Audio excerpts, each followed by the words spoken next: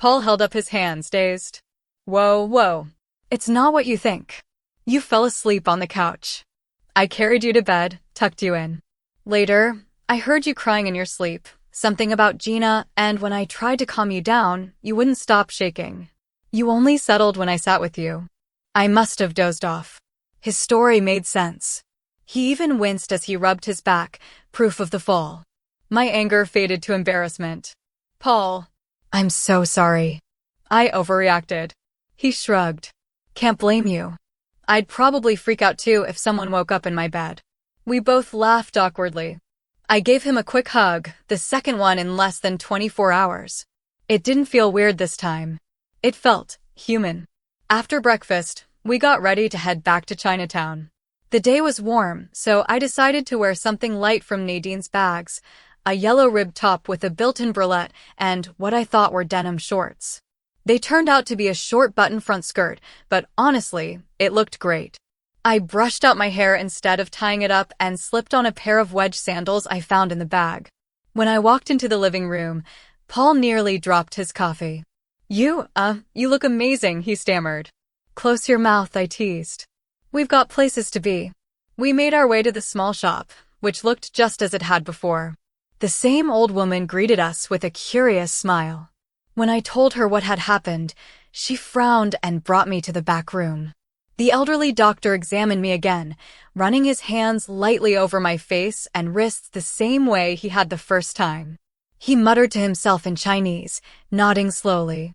After a long moment, he said something to the woman and left.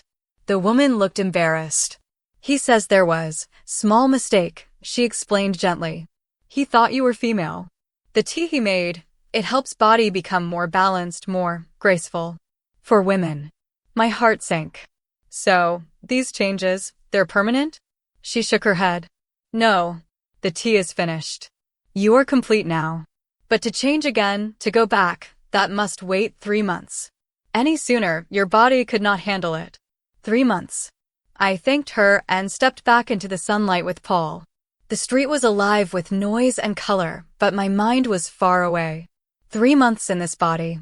3 months living as someone I never planned to become. And for reasons I couldn't quite explain. I wasn't sure I minded.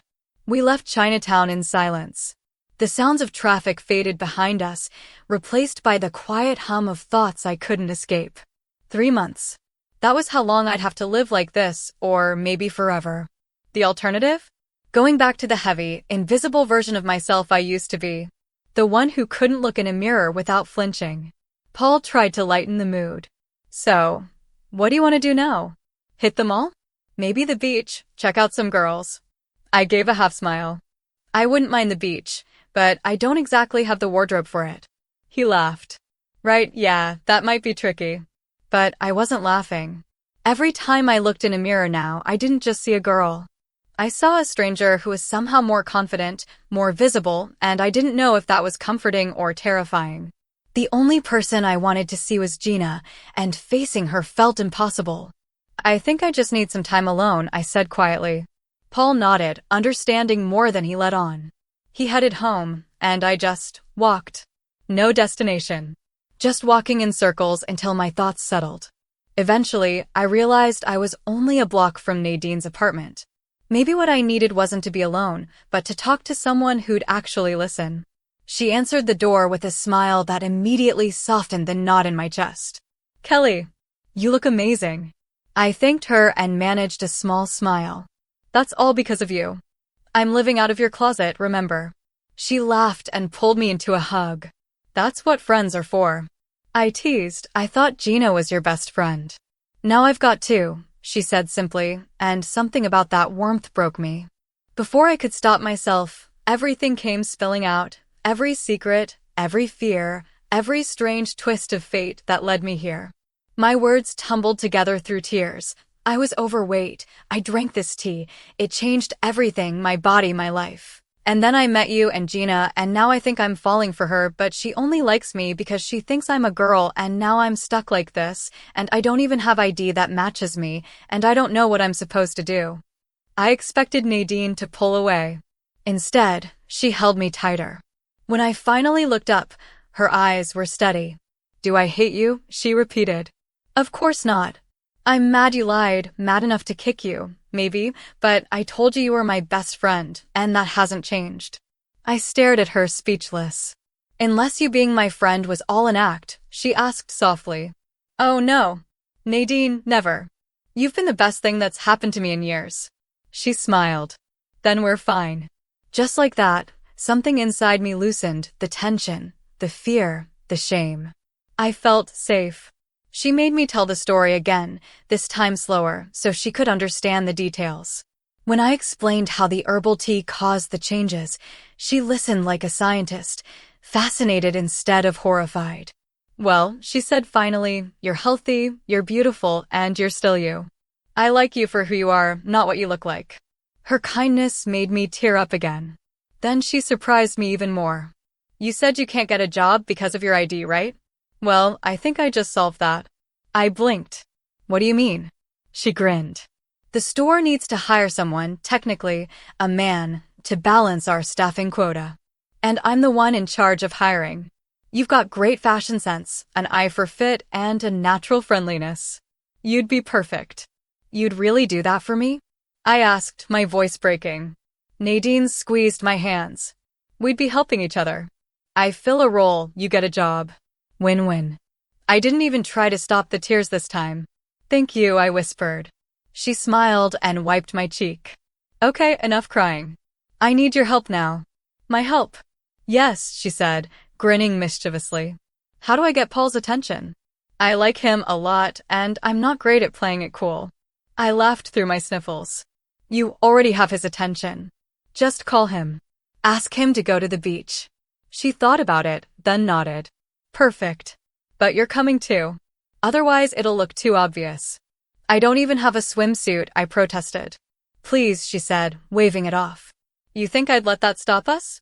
She rummaged through her dresser and pulled out a sleek two-piece with a matching swim skirt. This'll fit you perfectly. The skirt covers everything, and it's actually adorable. Before I could argue, she was already changing into her own swimsuit, a modest floral tankini that suited her perfectly. Now call Paul, she ordered. Tell him we're going to the beach. 1 hour. I called him and did as told. He was thrilled. An hour later, Nadine handed me a cropped tee to wear over my swimsuit. I threw on my denim skirt and sandals, and we headed out. She tossed me her car keys. You drive. I'm barefoot. I nearly squealed when I saw her car, a white '93 Mustang convertible. The wind in my hair felt like freedom itself. When we stopped in front of my building, Paul came out with a cooler and a couple of blankets. His hair was messy, and his shirt clashed horribly. I dragged him back inside to fix it. He gave me a puzzled look. What's with the rush? Trust me, I said, smoothing his collar. When we got back outside, he spotted Nadine in the passenger seat, and his grin said it all. As I drove us to the beach, Paul looked impossibly proud, like a kid who'd just won a trophy. 2 beautiful girls in a convertible? For him, it was the dream. At the beach, Nadine and I carried the blankets while Paul followed with the cooler. I caught him sneaking glances at Nadine and just smiled to myself. For once, life didn't feel like a disaster waiting to happen. It felt almost normal. Nadine slipped off her shorts as I spread out our blankets across the warm sand. Paul sat down first, doing his best to play it cool while sneaking a glance her way. I really like your swimsuit, Nadine, he said, his voice half nervous, half hopeful. Good one, I thought, smiling to myself. Nadine thanked him, her tone light and teasing. I pulled off my sandals and began removing my cropped tee. Paul froze mid-sentence, his eyes widening as I revealed the new beach outfit Nadine had chosen for me, a simple black top with a modest swim skirt. Kelly, maybe you should, he started, but I was already done. Nadine grinned and said playfully, well, Paul, what do you think? He hesitated for a moment, then admitted honestly, you look great, Kelly.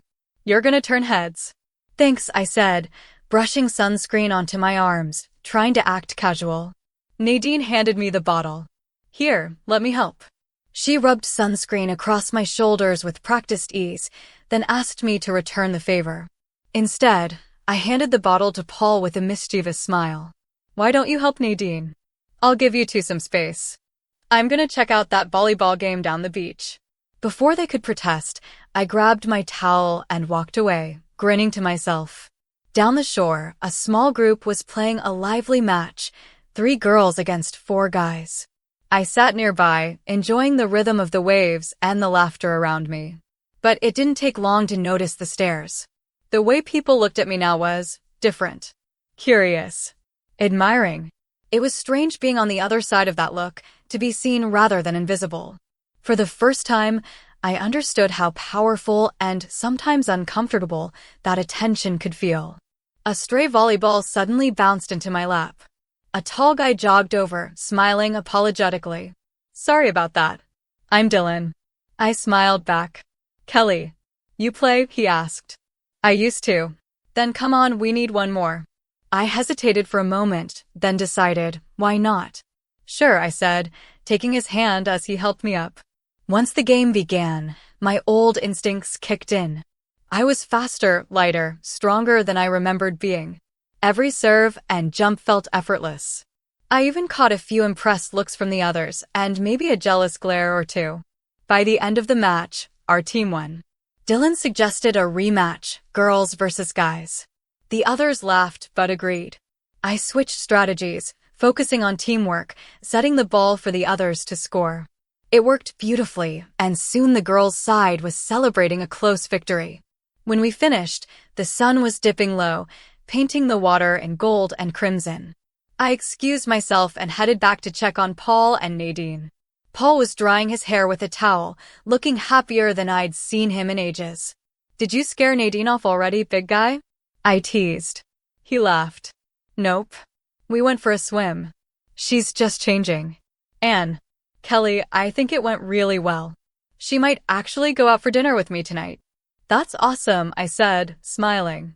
He looked at me more closely. You okay? You look like you had fun. I did, I said honestly. And Nadine told me she's getting me a job at her store. My morning was terrible, but this might be one of the best days I've had in a long time. Really? That's amazing, he said, giving me a quick high five.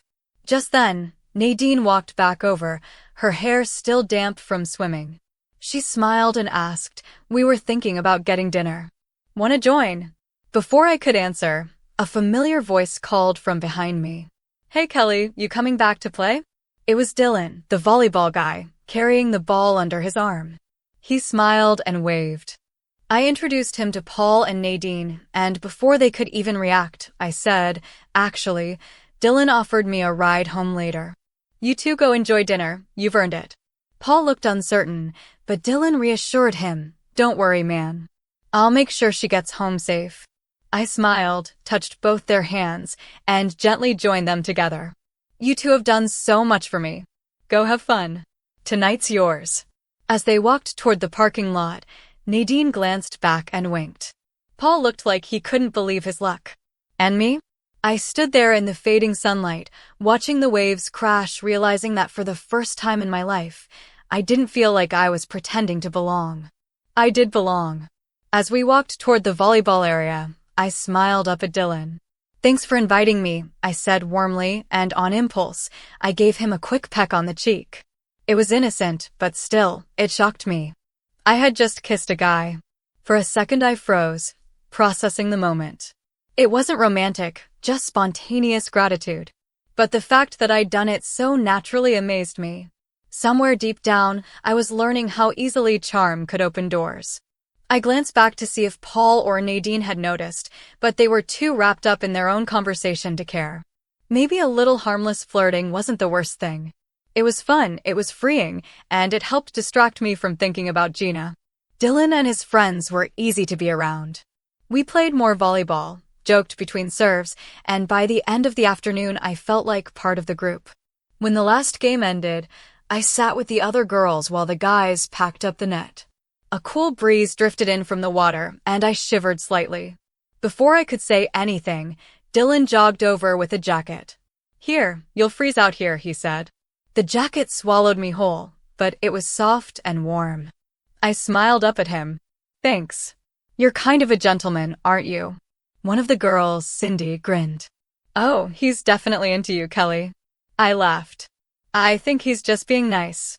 But yeah, he's sweet. A few minutes later, Dylan sat down beside me, closer than before. It's getting chilly, he said casually, draping an arm around my shoulders. A few weeks ago, that would have felt awkward. Now, it just felt comfortable. I wasn't sure what that meant, but I didn't pull away. He smiled. The guys are heading to a sports bar to catch the Seahawks game. But honestly, I'd rather just stay here and talk to you. My eyes lit up. Wait, the Seahawks game? I love football. Mind if I tag along? You? Really? He said, surprised but delighted. None of the girls ever come. Well, then you've been hanging with the wrong girls, I teased. I convinced Cindy and the others to join too, mostly because they didn't have other plans. Dylan helped me pack my things and, before I knew it, I was sliding into the passenger seat of his convertible. The evening breeze tangled my hair as we drove along the coast, the last streaks of sunlight painting the horizon.